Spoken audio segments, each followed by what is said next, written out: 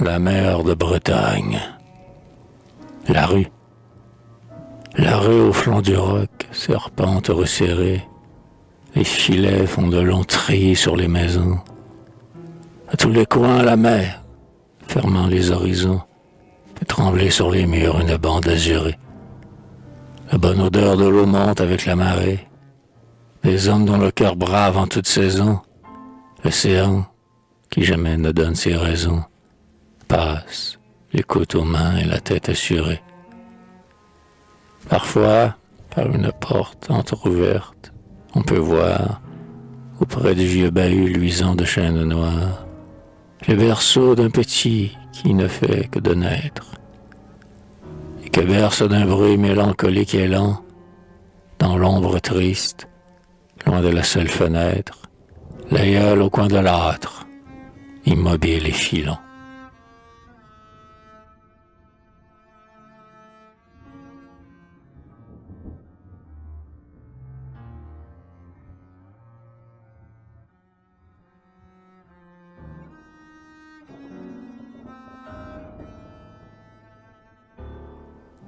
Les sardinières.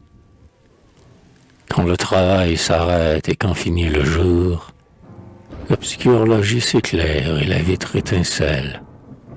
Vers l'âtre où le souci des mères les appelle, elles pressent le pas et hâtent le retour. Le court fichu de laine alourdit le contour du sein et l'on voit mal laquelle est la plus belle. Mais l'égale blancheur des coiffes sans dentelle leur donne un air claustral irritant pour l'amour. Leurs yeux clairs comme l'eau des vagues vous regardent, les petites à vous sourire se hasardent et courent en mordant de gros morceaux de pain. Et, se tend la main comme un cortège antique, les grandes font, au choc d'un pas lourd et rustique, claquer sur le pavé leurs sabots de sapin.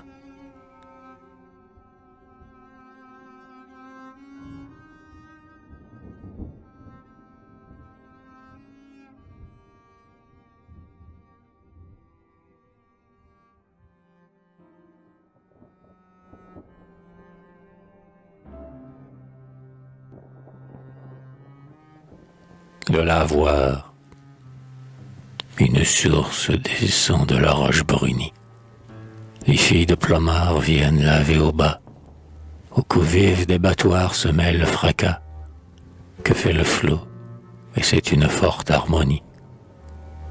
Comme devant l'autel sur la dalle bénie, à genoux sur le roc, les pieds nus et nus-bras, les filles aux yeux clairs ne vous regardent pas, et leur visage est pur comme la mer unie.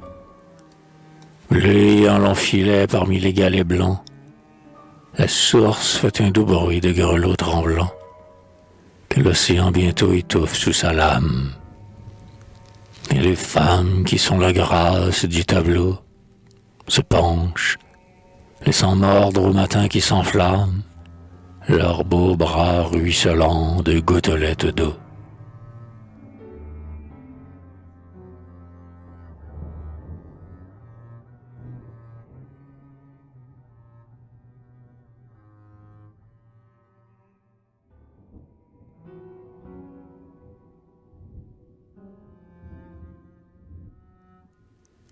La fileuse, pure et blanche au reflet du grand soleil couchant, comme dans les tableaux la Vierge agenouillée, elle hâte du doigt sa lente quenouillée, l'œil pensif et la tête avec grâce penchant. Près d'elle son chien d'or, grandeur et point méchant, tordant les taupes blondes à mesure mouillée, elle jette à la lande, à la sourde feuillée, des arbres, la douceur extrême de son chant. C'est un vieil air traînant, mélancolique, vague, qui fait songer aux voix mourantes de la vague et répète le rythme en des couplets très lents. Une obscure chanson, sans doute une légende, qu'au temps des soirs anciens chantaient dans cette lande, des bergères aussi, mortes depuis 1000 ans.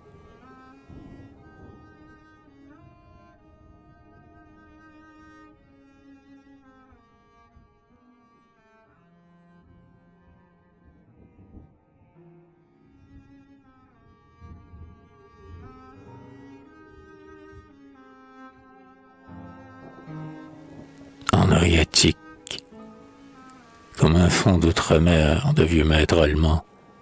L'azur uni des flots encadre son visage, et parmi l'âpreté du rude paysage, l'enfant épanoui, son corps frêle et charmant. Le regard plein de vie, ouvert naïvement, semble un ciel de printemps où la lumière nage. La lèvre un peu serrée et fine pour son âge se ferme dans un grave et court étonnement. Sa grosse coiffe autour de sa tête vermeille lui donne l'air plaisant d'une petite vieille dont le nez serait rose et les cheveux au vent. En long fichu pareil à celui des grands-mères, elle saute à cœur joie, et les vagues amères posent sur ses pieds nus leurs froids baisers mouvants.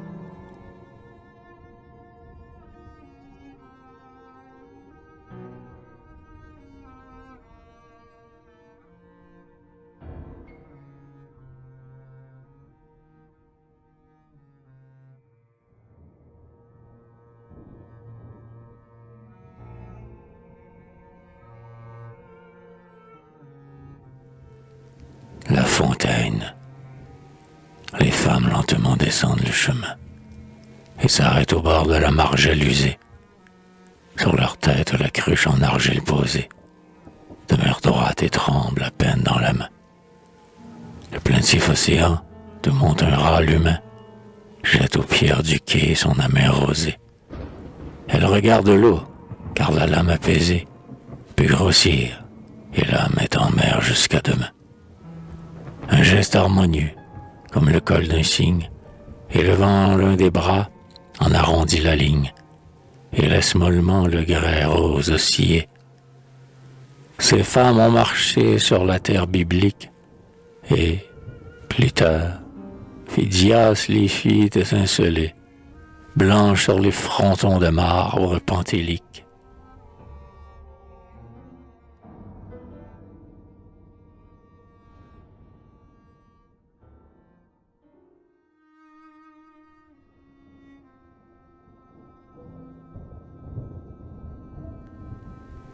La lande. La ligne impérieuse et fauve de la lande change d'aspect et forme au-dessus du flot clair un golfe harmonieux de verdure. Dans l'air court un parfum mêlé d'algues et de lavande. Des barques de pêcheurs semblent en longue bande un vol silencieux de blancs oiseaux de mer. Tout est calme. Le vent retient son souffle amer et la lune au couchant se lève toute grande. C'est ici-bas que sont les paradis charmants, un tout petit ruisseau sous les saules dormants, cause, malgré le bruit de l'océan farouche, loin de ces purs coteaux jusqu'à l'aube oubliée, la lumière fuyant frissonnante se couche, vague orient des mers qui roulent sous nos pieds.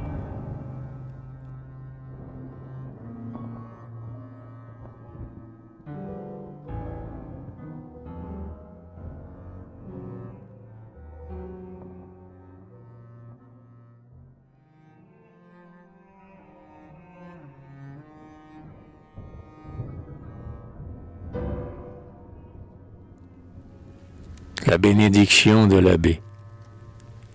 Pendant qu'au loin la grave et lente sonnerie des cloches se répand, pareil aux champs pieux, portant les saints des bois et les eaux précieux, la procession va, se développe et prie.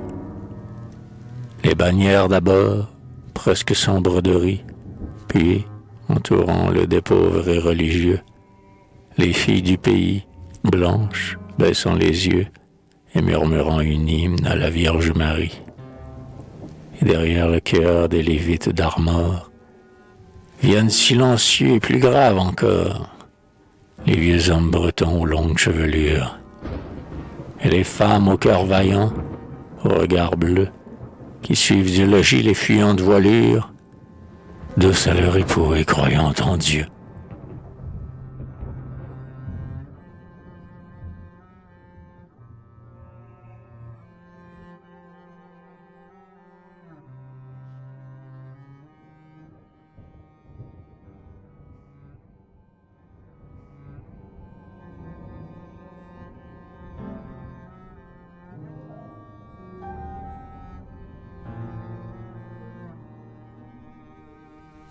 petite maison. La porte encore fermée, les fenêtres closes. À peine la maison sort des taillis couverts. Un paysage exquis borne cet univers où l'on rêve, oublieux des effets et des causes. Le gai matin qui rit dans la fraîcheur des choses, aussitôt réveillé, frappe au contrevent vert. Les automnes cléments et les tièdes hivers y mêlent le parfum des blancs myrtos roses. C'est là qu'il faudrait vivre au temps du mois de mai, heureux du grand soleil, le cœur bon d'être aimé, causant à deux durant les jours pleins de lumière. Aucun art n'embellit la petite maison, rien n'en trouble la paix, c'est presque une chaumière. Et la vieille romance avait pourtant raison.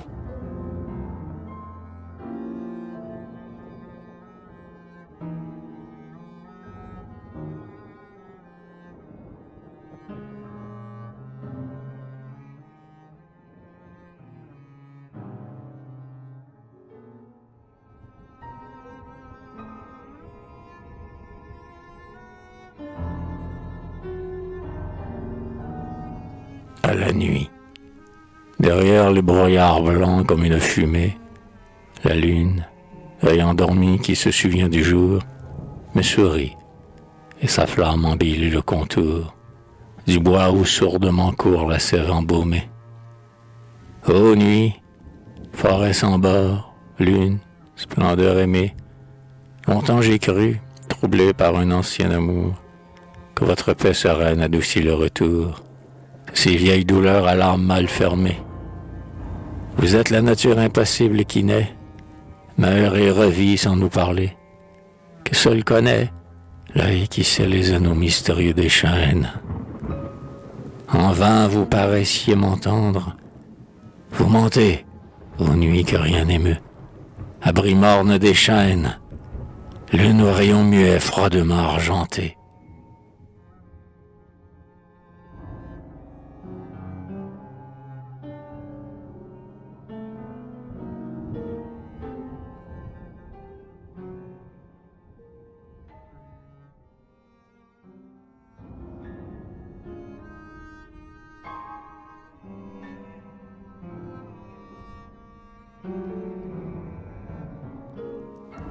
Le long cours, avant le mort fatal de ce qu'on ne sait pas, je tends vers l'inconnu les forces de mon âme.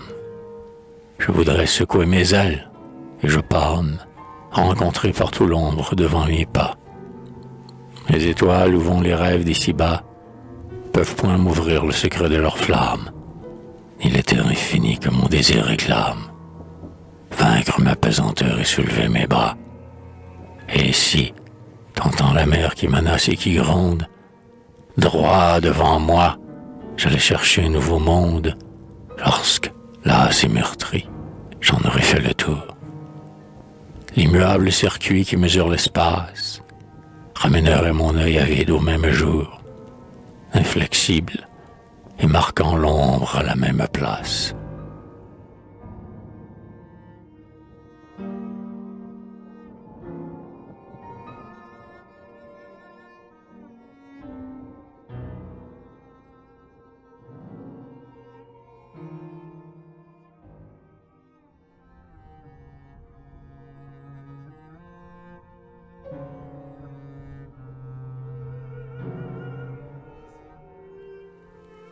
Les vagues. Vous êtes la beauté, vers la pure ionie.